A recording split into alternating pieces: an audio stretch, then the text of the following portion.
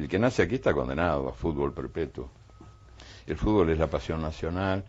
El Uruguay, fíjate que fue además un país que logró lo que parecía imposible, un país minúsculo, casi deshabitado, es campeón olímpico en el 24, en el 28, cuando todavía no había campeonatos mundiales, campeón en el primer campeonato mundial del 30, campeón en el 50, en nada menos que en Brasil, en Maracaná, 200.000 personas.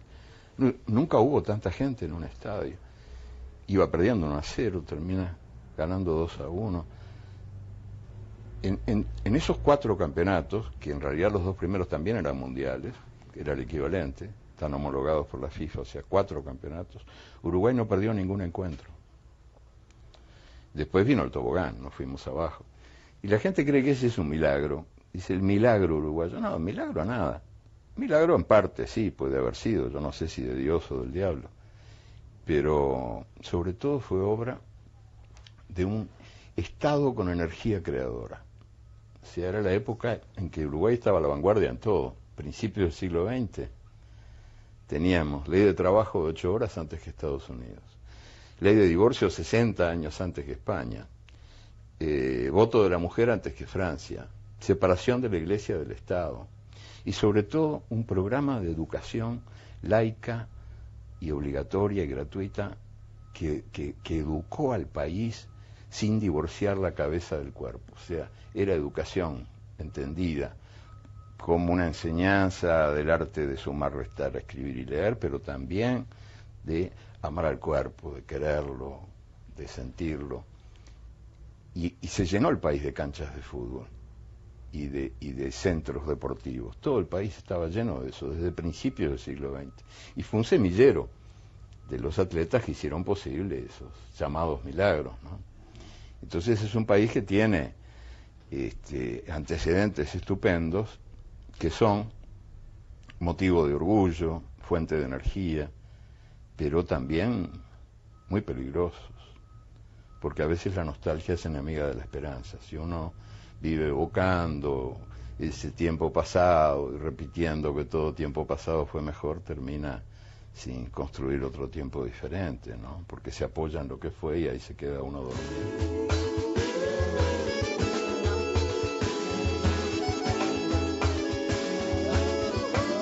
El Uruguay es una taza de oro donde habita la nostalgia.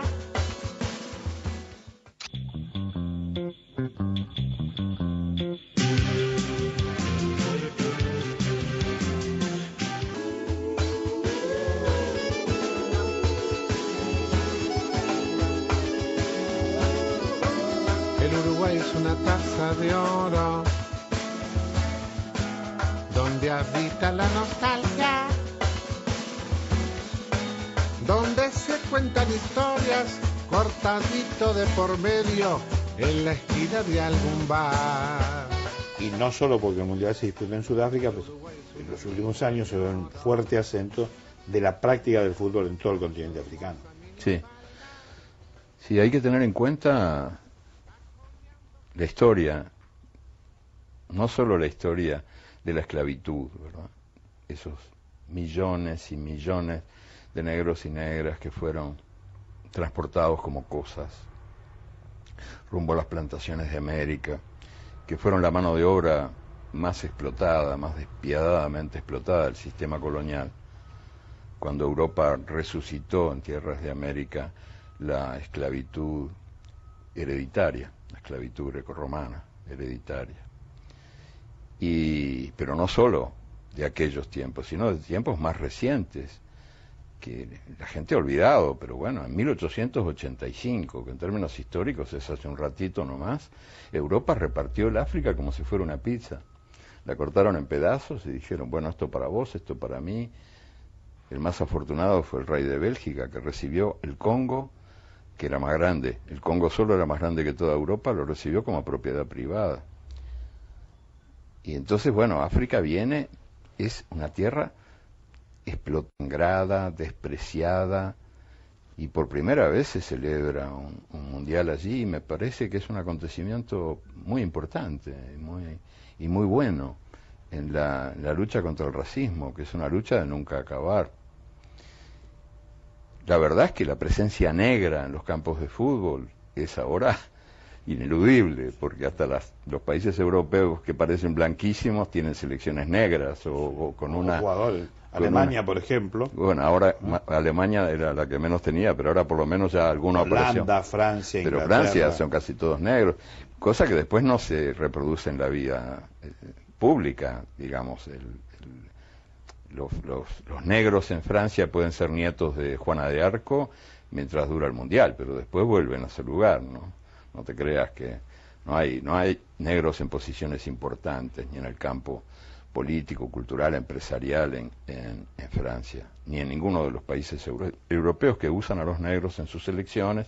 Son héroes por un rato nomás. Interesante el caso de Holanda, porque fíjate que no es el caso de... Cruyff fue el último héroe blanco, digamos, del fútbol holandés, importante, el más alto nivel.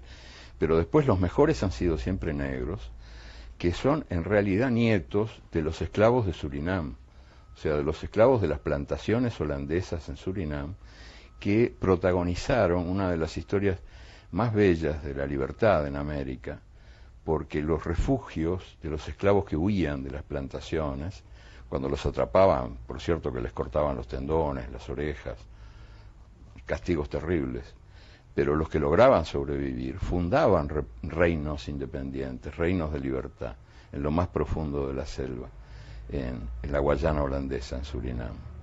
Y resistieron durante muchísimo tiempo, en Holanda y en otros lados, donde las mujeres, cuando huían de las plantaciones, llevaban en sus frondosas cabelleras semillas de todo tipo, robaban semillas. Y cuando llegaban a los espacios libres, a los santuarios de la libertad, sacudían la cabeza y entonces esas semillas fecundaban la tierra donde iban a vivir, la tierra nueva. Y así se hizo la diversidad agrícola en los espacios negros. Es la historia olvidada de las Américas, ¿verdad? Cuando se habla de libertad, parece que la lucha por la libertad fue toda una lucha de próceres de bronce, de mármol. No, fue también una lucha de los negros, de los indios. Una historia que... Que parece que no tiene nunca un buen final, ¿no? Bueno, pero por lo menos ahora... Se ha avanzado con los pueblos. Se ha avanzado, se está cierto. Reconociendo cosas que hace un ratito nomás hubieran sido impensables. Fíjate que cuando la Segunda Guerra Mundial, el Pentágono manda prohibir las transfusiones de sangre negra para que no se haga por inyección la mezcla prohibida en la cama. Y esto ocurrió en el año 42, 1942, o sea, nada, un ratito nomás. Entonces, por eso me pareció a mí, me sigue pareciendo importante la elección de Obama, aparte de que algunas de las cosas que Obama hace no me gustan nada, ni un poquito. Que un tipo reciba el Premio Nobel de la Paz con un discurso de homenaje a la guerra, diciendo que la guerra es una maravilla, en fin, sea negro, violeta, naranja, blanco, no me gusta, tenga la piel que tenga. Pero reconozco que la elección de Obama ha sido un gran paso adelante en un país con una tradición racista muy fresca, como es Estados Unidos, ¿no? Y bueno, lo mismo en el fútbol, ahora se acepta con normalidad.